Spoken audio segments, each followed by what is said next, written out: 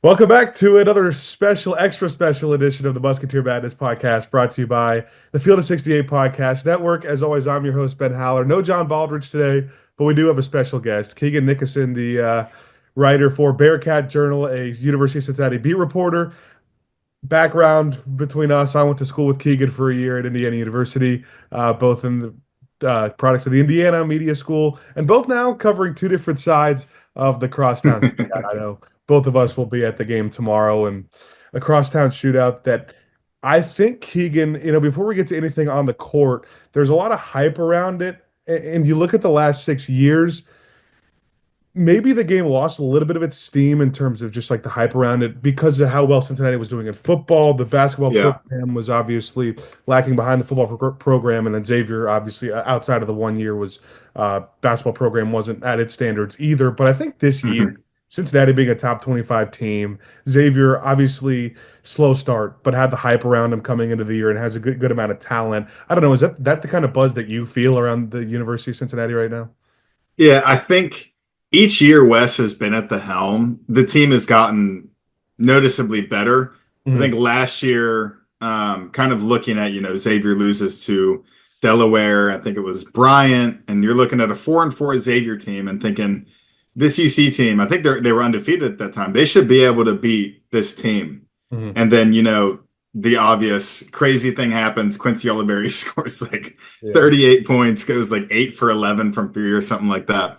It was a crazy atmosphere, an awesome game. But I think you're definitely correct. And the football program it was ahead of where it was supposed to be. Mhm. And thank God for that for the University of Cincinnati, because they wouldn't have had much muster in anything if Luke Fickell wasn't able to create that. Now it's kind of flipped. The football program's struggling, and now the basketball program's a little bit better. But I think the main thing that's made the rivalry lose its muster is Xavier's just dominated it for six Yeah. years, and it's not that big of a surprise given where it was when West took over for John Brannon, and how I think there was only one scholarship player, and he really had to build it up. Xavier's just been a better team in the past. I think this is probably the most evenly matched matchup in a while, or maybe even teetering to Cincinnati being the more talented team on paper. Mhm. But this is probably the most looked forward to matchup in a while. Yeah, I think what gives Xavier fans a lot of confidence is, obviously as a whole, the success in the last few years. But I think if you ask Xavier fans, where it's like, okay, if last year they won if last year was the year they won the Crosstown Shootout, they feel like they can win it any year, just with how rough Yeah, the yeah. season that was. Obviously, that game was played at the Cintas Center, though.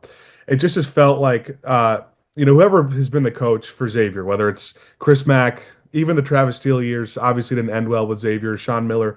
They've just always, I don't know if it seems that way to you, but if it felt like they have done a better job getting their team ready for this hmm specific game.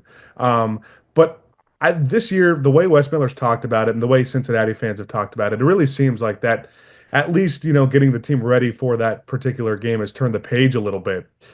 Just about, I think it came out like 15 minutes ago, the opening spread, Cincinnati minus 8.5. The Oh largest it's been, gosh. I was going to ask you if you'd seen that, but the largest it's been since 2012. And that 2012 was the year, I think that was the year after the brawl. So that was the year that since Xavier did not have a very good team, they didn't make the tournament, and Cincinnati still had Mhm. a pretty solid team under Mick.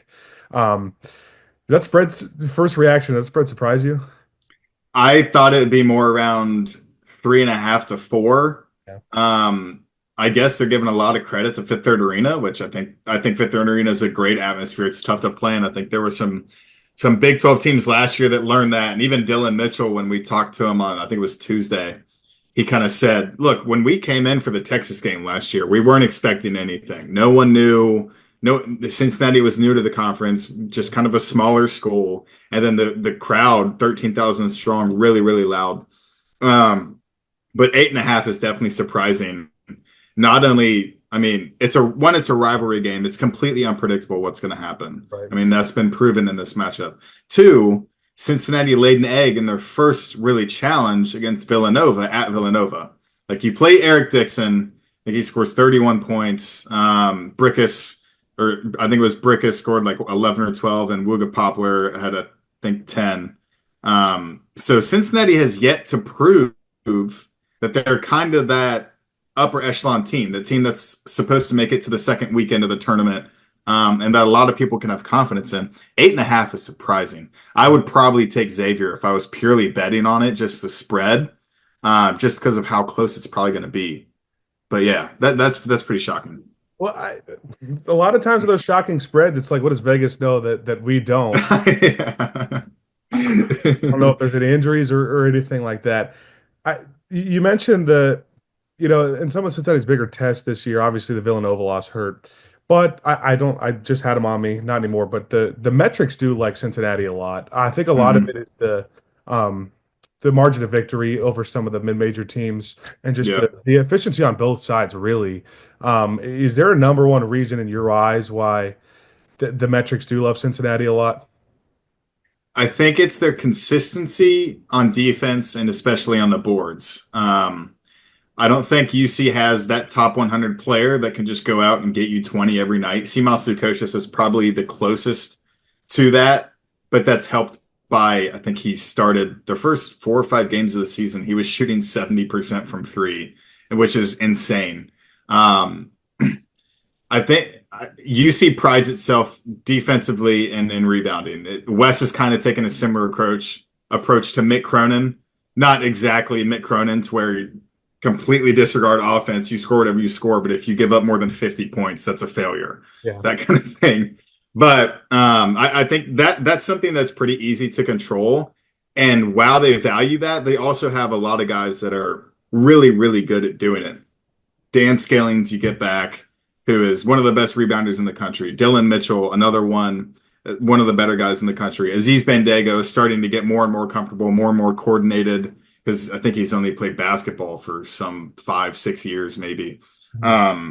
So I think it's probably that the amount of continuity from last season, and then what they added on was a net positive. The only big loss they had was John Newman, which is obviously a huge loss because of his defensive prowess. But yeah, I would think it's that consistent stuff that they can control. But I mean, I looked at the ESPN matchup predictor, and I think it was 84-16 on Tuesday, which that really surprised me Yeah. because like UC's better on paper, but this is not a bad Xavier team. Like you get back Zach Freeman, one of the most efficient scorers on the inside. Ryan Conwell is one of the best shooters. If UC can have a good offensive day and they don't have a poor shooting day, I'd definitely give them the edge. But as we've seen, that's definitely possible for the Bearcats. Yeah, it's been a weird year for Xavier. A lot of hype going into the year. Reached top 25 at one point. Then the back to back, I'd say three straight just poor performances. One against Michigan, who's ended up showing they're a pretty good team, top 15 team Yeah. right now, but they got beat by 25. Really close loss to a sub 300 Ken Palm team in South Carolina State. That was an abysmal performance. And then they went to TCU. Actually played a pretty good second half, but got too far behind to a bottom half Yeah. 12 team. The metrics, kind of unlike Cincinnati, the metrics I think do not like Xavier. So after this is before the most recent Morgan State game. If you compared this year to last year, I think I mentioned this in my other podcast, maybe. At that point, going into the Crosstown shootout last year, Xavier was 5-5 with a quad three and a quad four loss to Oakland and Delaware. This year, they were 7-2 with a quad one and a quad two loss to Michigan and TCU. They were Yeah. higher in the net last year than they were this year. So obviously there are some flaws with the net ranking. Everyone kind of tries to emphasize that it's just a sorting tool and not actually Yeah. something that the committee uses. But I think it's interesting. Sure. Yeah. I feel the same thing. But I think it's interesting. One of the things that Cincinnati does have that jumps off the page that Xavier has not shown this year, and Xavier was supposed to have at the beginning of the year. Sean Miller harped it, was depth. Cincinnati's got a lot of it. Mhm. Dan Skillings is Yes. back. Got just got back the last game before the Mhm. Crosstown shootout, so that's big. Cincinnati gets a couple guys in foul trouble. They're not as much in trouble as other teams. Yeah. Definitely. I think the biggest depth pieces they have, there's three. Let's see. Kind of go down the line of the rotation. The four, they are really deep. Holy crap. There's four really quality players. Like Day Thomas will probably be the first one off the bench, just a defensive stopper.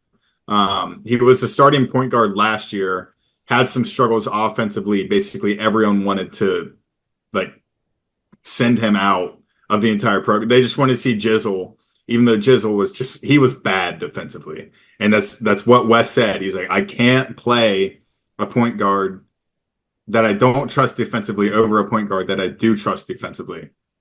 So Day comes off the bench. You have Connor Hickman, Tyler Betsy, and Arrington Page are kind of the biggest guys. Arrington Page is going to back up Aziz Bandaogo, with Tyler McKinley getting hurt and missing the season, who was supposed to compete for a lot of minutes. Arrington Page is all of a sudden one of the more important players on the entire team because of the role that Aziz plays. And then Connor Hickman and Tyler Betsy. Those two guys are kind of what I see as the most important players for UC. My boss, Chad, has basically said your best players have to show up. Like, if your best players don't play well, you're not going to win this game. And when you go down and look at the history of X, and I think it's the past 10 years, the best players have had massive games. But Tyler Betsy and Connor Hickman have really, really struggled offensively the past couple games. I think Hickman has a combined 4 points in the past 3. Betsy's not shooting it like he was earlier in the year. If those guys can combine for 16 points, maybe 3 or 4 threes between the two of them, I think that takes a ton of pressure off of CMOS and Jizzle, and then not having to say, I have to score every possession or we're going to be fighting for this win by the end of the game. So they are very, very deep. And I think that's the biggest difference from last season was the drop-off. Josh Reed is probably 9th or 10th in the rotation, another defensive piece. So yeah, it's a really, really talented team with a lot of potential, but the depth hasn't been playing like it needs to be playing lately. Getting back on pace defensively, but offensively, there's still something to be desired. Yeah. Well, this is a Xavier podcast. I might lose ratings that you brought up, Chad. Chad. But I haven't been seeing a whole lot of battles between him and Xavier fans before the Crosstown shootout, less than a year. I think I saw him mention it, but if you think back to last year, I don't know how much you remember from this game. I know, like, I remember like a moderate amount from this game, but go back to the Crosstown shootout last year. It was either Day or Jizzle who had a really good game for Cincinnati. Jizzle. It was Jizzle, Jizzle, yeah. And then nobody else really, it felt like, behind him was able to contribute. And that's kind of where it went south for Cincinnati. Is there anything else specific from that game that you remember that Cincinnati didn't do well that was like Crosstown shootout specific? I don't. Did they shoot fouls well? I can't remember. They probably. I mean, they're a Cincinnati basketball team, so they probably didn't shoot foul shots very well. I think it was a really, really poor shooting night from CMOS. I think he might have scored like 6 points and missed 6 or 7 threes. And if the date is correct, he might have been hit by a car a few days before that game. Yes, because that's when Wes was just recently asked, it was like the preview press conference, press conference, and asked him about, or he made a statement about how just asking everyone around campus to make sure they're not texting when they're driving. He's like, if you're gonna hit someone, don't make it one of my players. And I was like, I'm problematic, but I get it. Oh yeah, that was pretty funny. The team is not playing well was a shocker to Xavier fans because of when he was Butler, he just killed Xavier. But I know even with a poor performance last year, that is always someone that going into this game, Xavier fans are going to be terrified of. But you mentioned it, so I'll bring it up earlier. The free throw shooting. If there's a route for Xavier to win this game, looking at it from the outside perspective of the Cincinnati program, it's like, all right, maybe foul him on every possession. Yes. At 59% from the free throw line, I think. What else is there that you think the biggest weaknesses of the Cincinnati team have been? Biggest weaknesses. They're not winning on the boards like they're supposed to be doing, like they take pride in. I think there was a 2 or 3 game stretch, which Dan Skillings wasn't playing, but I think they lost on the boards to, what was it? I think it was Morehead State, NKU, and then barely beat Georgia Tech. And even Wes said, a lot of those were late. Like they were just chucking up shots late, and those rebounds don't really count. So he wasn't satisfied with it. Outside of that, the free throws are such a glaring issue that you can't really think of much beyond that. I mean, Dylan Mitchell he wasn't great at Texas, but he was 60%. And I think he was 1 for 15 to start the season from the line. I mean, that's a guy that does a lot of his work inside and is very aggressive with the ball. So he has to shoot it at a better clip. Now, he made two of them. It was actually a funny sequence because Dan checks in for the first time in 7 games, and then like when he checks in, Dylan hits 2 free throws. Like if they're gonna do this, they got Dan back and Mitchell's making free throws. They're gonna win the national championship. Yeah. I mean, this team can do anything. But it's just something so simple that struggled. It's been a struggle not just under Wes, but it was under Mick, it was under Brandon. And Wes has complete faith in his guys, and that's all you can really do. I love when people constantly like tweet at me after games, like ask about free throws. I'm like, I know what he's gonna say. They practice them, you have to make them. That's the coach answer on free throws. So yeah, because I think for Xavier fans, like right now, like it's encouraging to see the Villanova win because it's always tough. The first road game of the year is always feels like it's the yeah, toughest road game of the year. This game's against Xavier's at home, obviously, and Villanova's a really talented team, despite some yeah. of the games they play. But it seemed like I I didn't watch the game because I was covering an Indiana game, but I had the Mhm. live broadcast, that broadcast up the whole time. It seemed like Cincinnati just didn't shoot well from the field, especially didn't shoot well from three. But obviously, not watching the game, was it more of like a Villanova was forcing that, or that was just kind of a rough day for Cincinnati? I think it was a rough day in that they did not take good shots. It was a combination of missing shots that you should make and also not taking good shots, which is one of the most frustrating things that Wes has to deal with. I mean, he it was after the Alabama State game. He sits down at the press conference. He's like, "I'm glad we won, but I feel bad for anyone that paid to watch that. Like that I was remember there are that. no positives from that game." And he talks about like we value something. There's things that we value in this program. I'll tell you what I value is a good shot. So like he has parameters that they need to stick to. And kind of earlier in the season, when they're making, I think as a team they were shooting 40% from three. They kind of got to their heads. And you go to Villanova, you're taking shots you're not supposed to be taking, and it hurt them. That game mainly, it was letting Jameer Brickus and Wooga Poplar combined for I think it was 23 or 24 points. Mhm. You know Eric Dixon is going to go crazy because they're going to isolate him. They're going to like he's going up against Aziz, which is a mismatch for UC. Like you don't want Eric Dixon going against a 7 foot center who can't move that well because he can move like a point guard borderline. So a lot of that was Eric Dixon. It was Jameer Brickus. It was Wooga Poplar. And then it was bad. It was altogether just not a good night for UC. They didn't do much well. And it led to their first loss and kind of led to the national opinion of, oh, they had a challenge, they had a chance, and they fumble in their first challenge, which is why I'm so surprised with the 8.5 spread and the 84 confidence meter by ESPN. Yeah, I once again I think it's just a matter of home court's big too. I think Mhm. you go back to the obviously it's five straight for Xavier right now. Three of those being at home. One of those is at UC, but at UC with none to little fans. And then one of that was just happened to fall in the year where Xavier had its best team in a very long time and Cincinnati did. Yeah, Um, we talked about if Xavier wins, what do they need to do?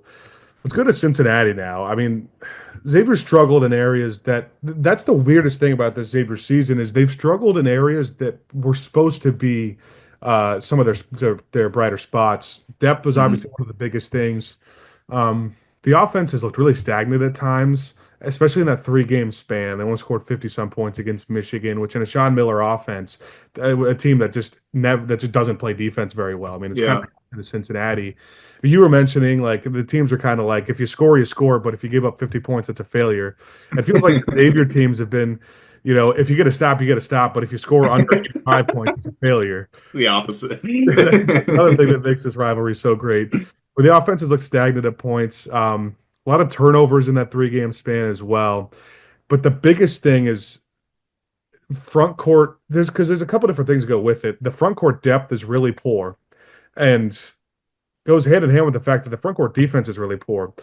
Because if there's one thing to win this game, to beat Xavier, if you get Zach Freemantle in foul trouble, like the game is over. John Hughley is really the only bench true five for Xavier, and he has not played well this season to say the least. Yeah. Coming off injury, and he's still trying to get back in shape. Jerome Hunter is just not big enough. I've liked the way he's played pretty much so far, but he doesn't add much offensively either. So it's just like you mentioned Cincinnati guys. If you get a couple guys in foul trouble, they'll be fine. It's kind of the opposite with Xavier, where Ryan Conwell and Zach Freemantle have been really consistent this year. Like Yeah. both of them need to play well offensively for them to have Hmm. success. So in your eyes, Cincinnati wins this game. What do they do well? I think they get to the foul line and, like you said, get Zach Freemantle in trouble. They are not shooting enough free throws. Like there's a threshold that college basketball teams need to be hitting, and Cincinnati's not doing that. They're not getting downhill. Simas Sukosius definitely needs to get downhill more, which you don't want to take him out of his bread and butter of, getting those open threes, getting those off the pass threes that he loves so much. But he's such a good free throw shooter, and he's also a really good driver. He has good touch around the rim. He has a floater that he can go to. I think the biggest difference and why it's so important for Dan Skillings to be back is that's what he's best at. Like, he's so bendy. He can do so many things around the rim. And I think Wes said, he can make a bad play and still score out of it. Like, that's how unique he is and his impact on the game. So I think it's getting to the free throw line and it's winning on the boards. I don't think Xavier's a great offensive rebounding team, but defensive rebounding, they're pretty good at it. If you can get some offensive boards and get some putbacks, those back-breaking threes on second chance points are going to be huge, especially for momentum. I also think, and this is my take on this game, I think whoever's winning after the first 5 minutes is going to win the game. Like, whoever's leading after the first 5 minutes is going to win, just because the whole crowd is just like they're on their edge of the seat now. Like, they've been waiting 6 years for this game to actually have a team where Cincinnati's supposed to be better. So whoever can take advantage, come out calm, cool, and collected, and then explode at those important moments, I think that's who's going to end up winning. Well, that's great news for you guys if you mentioned the after 5 minutes because Xavier's been horrid to start games this year. So is UC. Well, maybe we'll see then. Maybe it might be. Maybe there won't be a score after 5 minutes, so we won't know. Maybe that won't Yeah. that won't hold. All right, Keegan, got to get to it. Talked about what Xavier needs to do to win. Talked about what Cincinnati needs to do to win. I got to hear a score prediction. I think UC is going to have a good offensive day.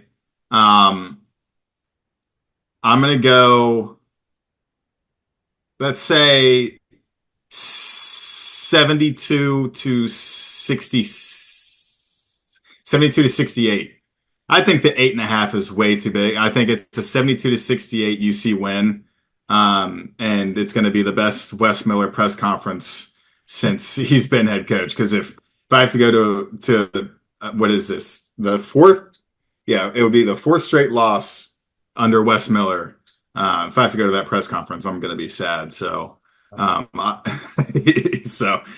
think 72 to 68 a UC win. They get big momentum, and then also carry that into a win against Dayton, and then non-con's looking good. This is a fun one for Xavier because I think they've just been waiting so long for Cincinnati fans to care this much. Like the Xavier has always that's been the stereotype is that's been the argument. Xavier fans have used it as an argument and Cincinnati fans have used it as an argument is that Xavier this is their biggest game on the schedule. They'll never shy away from that. Sean Miller literally said it yesterday that it will always be the biggest game on the schedule. And it feels like Cincinnati fans try to mock Xavier fans, say it's their Super Bowl.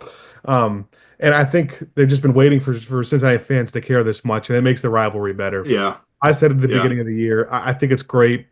There was a point where both of these teams are top 25 in the country. That's just great for the city of Cincinnati. But this is such a tough one. I know exactly what you're thinking right now. If you think, a lot of these games have been close. All these games have been close. Almost all these games. but it feels like none of them have ever come down, at least in recent history, to one moment. Maybe that like 2015 year where D Davis hit that big three to either tie it or no, they're down two and go up one, and Trayvon Blue did some big free throws. I think there's going to be a big moment in this game, and I think this is a game where Xavier comes out and makes shots, and this is just kind of the believe it when you see it 5 straight now. I have to pick Xavier here. I know someone's going to clip this, and I'm going to get clowned after this. But I think it's gonna be a really high Me, score. I'm going to. Well, I would only I'd say that's only fair, but I think it'll be high scoring. I think Xavier had 119 points against a very bad team in Morgan State, but still they're starting to heat up a little bit. Yeah. I think it goes Xavier 82 to 80. Ooh. I think So we do what's the last minute look like?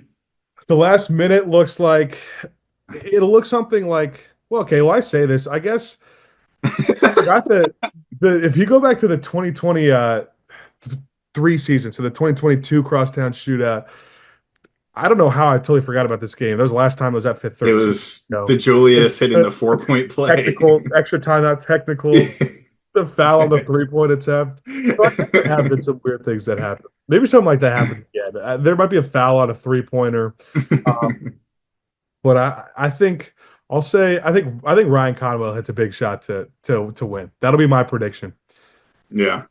That's But that there's not a single part of me that's thinking that can't happen. Like it could be Xavier by 15, it could be UC by 15, it could be that's anything in between. that's the best part about it is like Yeah. UC by a lot, UC by a little, Xavier by a lot, Xavier by a little. I mean, I could see any of those. Yeah. But I'm excited. I Yeah. mentioned to you off the podcast that this will be my first one in Fifth Third. I've been to a lot at Mhm. Cintas, but never been to one at Fifth Third. So I'm excited for it. Yeah, And you'll actually get good media seating instead of yeah, being at the top of the yeah. rafters. Well, because I'm trying to think, were you your senior year? I know we're getting really off topic, but it's still Xavier. Yeah. Your senior year at Indiana, did you cover the Indiana at Xavier game? Yeah, Yes, it was I remember. awesome. I remember being told by someone in that department they've never had that many media credentials ever. Yes. And like that's That's Indiana. crazy.